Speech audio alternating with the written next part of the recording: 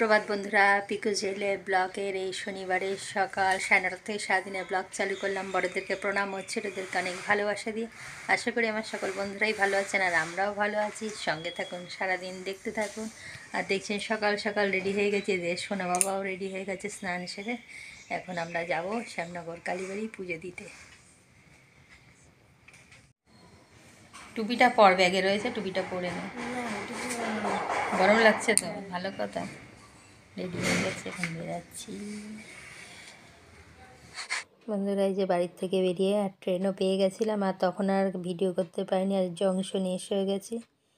এখন ট্রেন আবার আসলে পরে শ্যামনগরের দিকে যাবার। দেখুন কতটা কুয়াশা, 10টা 20 হয়ে গেছে। আর এদিকে দেখুন ওই দিকের প্ল্যাটফর্মও দেখা যাচ্ছে না।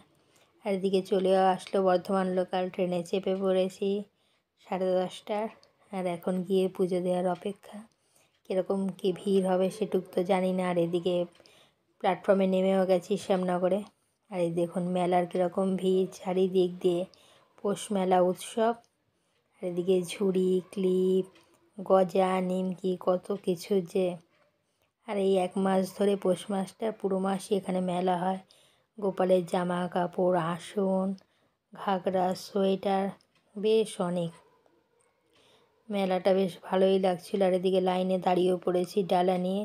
আর মূলো দিয়েই পুজো দিয়ে দেবো রোজ, প্রত্যেক বছরের মতো। রোজকার বলছি, প্রত্যেক বছরেই আমরা মূলো দিয়ে পুজো দিই। আর এই বছর তো আসা হবে না করে এই শেষের দিকে যাক মা টেনেছে, একদম লাস্ট শনিবারে চলেও আসলাম।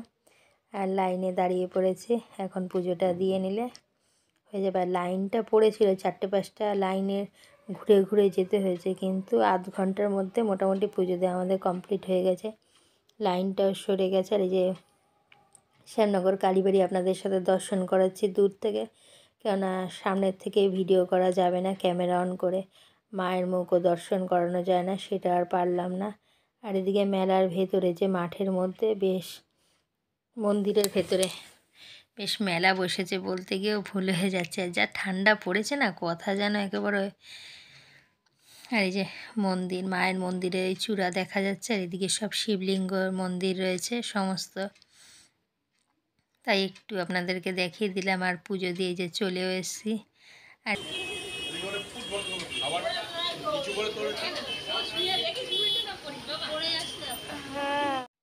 এদিকে ক্যামেরাম্যান ছিল আমার সোনা বাবা। আর এদিকে আমরা কচুরি ছোলার ডাল খেয়ে এবারে যাচ্ছি আপনাদের দাদার মামা বাড়ি। এটা হচ্ছে আমার যা হয়, বড় মামার শ্বশুর, মানে বড় মামা আর বৌমা। আর এদিকে হচ্ছে ছোটো মামি আমাদের। এখন ওই বাড়ি বড় মামার বাড়ি ঘুরে এখানে ছোটো মামির ঘরে যে পুচকে হচ্ছে বোন, আচ্ছা আমার ননদ। আর এই দেখুন কি সুন্দর আনন্দ পেয়েছে সোনার সাথে। আর টিভি চলছিল দেখে আমাকে আবার ভয়েস ওভার দিতে হচ্ছে। ও একবার আমি ক্যামেরা করছি, একবার আমার দিকে তাকাচ্ছে, একবার ওর কাকা ডাকে সোনাকে, ওর দিকে একবার দেখছে। আর একটু মামি আমরা একটু গল্প করছিলাম, তারপর আবার বেরিয়ে আসবো কেননা সন্ধে হয়ে গেছে। আর এদিকে বাড়ি ফেরার ইয়ে আছে, কিন্তু জংশন থেকে ট্রেন ভিড় হবে দেখে একটু আমরা লেট করেই বেরিয়েছি। রাত্রির করে যে পুচকেটা খেলা করছে একা একা। আর এদিকে প্ল্যাটফর্মে চলেও এসেছি। এখন বাড়ি এবার যেতে পারলে হয়। আর ট্রেনও ফাঁকা ছিল, একদমই ফাঁকা এদিক থেকে। শুধু জংশন থেকে একটা স্টেশনের জন্যই একটু দেরি করছিলাম, যে ওদিকে তো অফিস টাইম হয়। আর যা ঠান্ডা পড়েছে, সোনা বাবাকে পুরো ঢেকে দিয়েছি, কিছুতেই টুপি পরবে না। আর এই টুপিটাই এনেছি যাতে গলা টলাগুলো ঢাকা থাকে।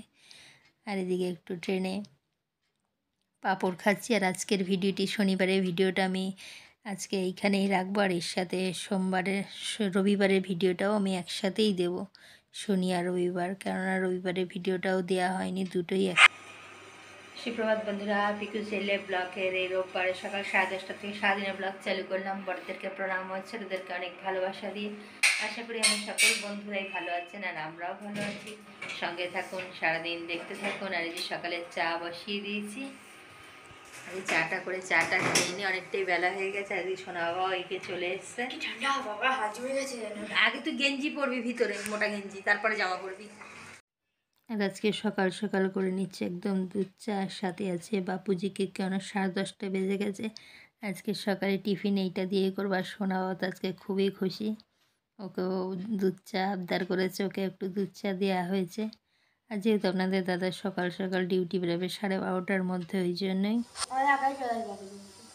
খুব খুশি সোনা, তাই তো? কতটা দুধ চা আমাকে দিয়েছে, হাফ কাপ চা দিয়েছি, দুধ চা তো আর দেওয়া হয় না, আজকে দিয়েছি, হেভি খুশি। ও তো তাই বললো যে মা ওরা আসছিল, ওদের সাথে চলে আস। বন্ধুরা, এই টিফিনে চা আছে, টিফিনে তো করা হয়নি, এই বেলা হয়ে গেছে 10:30টায়, কেক আর চা খাওয়া হয়েছে। আর এখন তাড়াতাড়ি করে ভাত টাত বসিয়ে দিয়েছি, কেননা 12:30টায় খেতে বসবে আপনার দাদা, ওই জন্য ভাত ডাল সেদ্ধটা বসিয়ে দিয়েছি। দেখা যাক কী করি, আর ওই তাড়াতাড়ি করে খেয়ে নেবো দেখে, আর ওই জন্য টিফিনও করিনি। আর আপনার দাদা বেরিয়ে গেলে আমি আসবো না, বাবাও খেয়ে নিই। আর এত ঠান্ডা পড়েছে, মানে ভাতের জল আর ডালের জল বসিয়েছি, সেখানে এখনও অবধি গরম হয়নি। আর কালকে যা ঠান্ডা, ঘুরে এসে ঠান্ডাও লেগে গেছে, মানে রোদ্দুরটা হচ্ছে একটু কপালে, আর ভালোও লাগছে।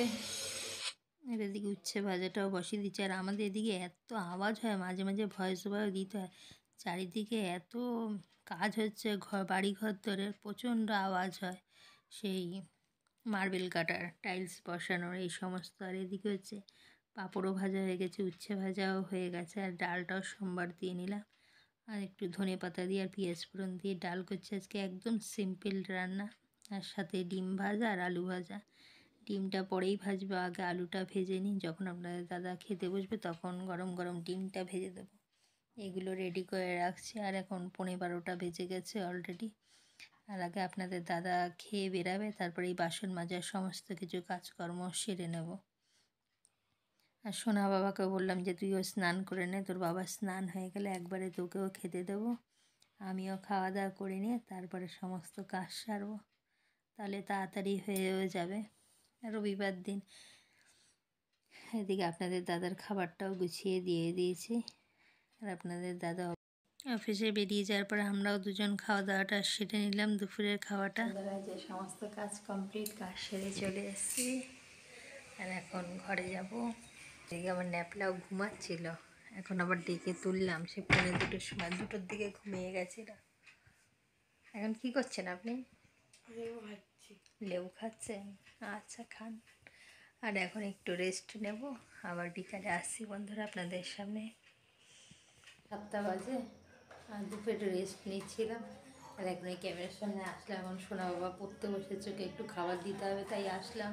বললাম একটু পাতলা করে হরলিক্স গুলে দিয়ে ওটাই খাওয়াচ্ছে, কারণ হরলিক্স দিয়ে বিস্কুট খাবে। আর ঠান্ডায় না আমার এখন কিছু করে যে বানিয়ে দেবো সেটার ইচ্ছাও করছে না, এত ঠান্ডা লাগছে। তবে আমি একটু হরলিক্স আর বিস্কুট খা, তারপর আমি তাড়াতাড়ি করে খাবারটা দিয়ে দেবো। শোন, এটা নিয়ে যেত বাবা, আমি একটু চা খাই, ধর একটু। মোটা সোয়েটার পরবে না, নাকি সোয়েটার পরলে গরম লাগে, একটা জায়গায় দুটো জামা পরবে, তাও বলে সোয়েটার পরবে না, যে হাফ গেঞ্জি ফুলাতা জামা, অথচ বিছনার উপর দুটো সোয়েটার রেখে দিয়েছি, কিছুতেই পরছে না, এই কম্বলের মধ্যে গিয়ে বসে থাকবে। কাজের আর শেষ নেই, সোনা বাবাকে খাবার দিলাম, আর ভাবলাম যে কি করব এখন, তাই যে সন্ধ্যাবেলায় ঝামেলাও নেই। আর এখন তাহলে একটু মশলা করে রাখি। এদিকে জিরেটা গুঁড়ো হয়ে গেছে, আর এদিকে যে ধনে সব রেখেছি কড়াইতে, মুছে টুছে আগে একটু ভিজে ন্যাকড়া ভালো করে মুছে, আর কড়াইটা গরম করে নিয়ে ওর উপর রেখে দিই, তারপরে আমি চেড়ে নিই। আর জিরেটা হয়ে গেলে একে একে ধনে লঙ্কা সমস্ত গুঁড়োগুলো আমি এখন করে নেব। আর এদিকে সোনার ঠাম্মা দিয়েছে আর মাছ আলু দিয়ে কষা কষা করে একদম, আর সাথে আছে টক দই, এটাই হচ্ছে রাত্রের খাবার। আর এদিকে বন্ধুরা দেখুন, আমিও মশলা করতে চলে এসেছি। এদিকে আমার জিরেটাও গুঁড়ো করা হয়ে গেছে। আর আমি এই একটা সন্ধে যদি একটু খাটনি করে এই সমস্ত কিছু করে রাখা যায়, পুরো একটা মাস নিশ্চিন্তে থাকা যায়।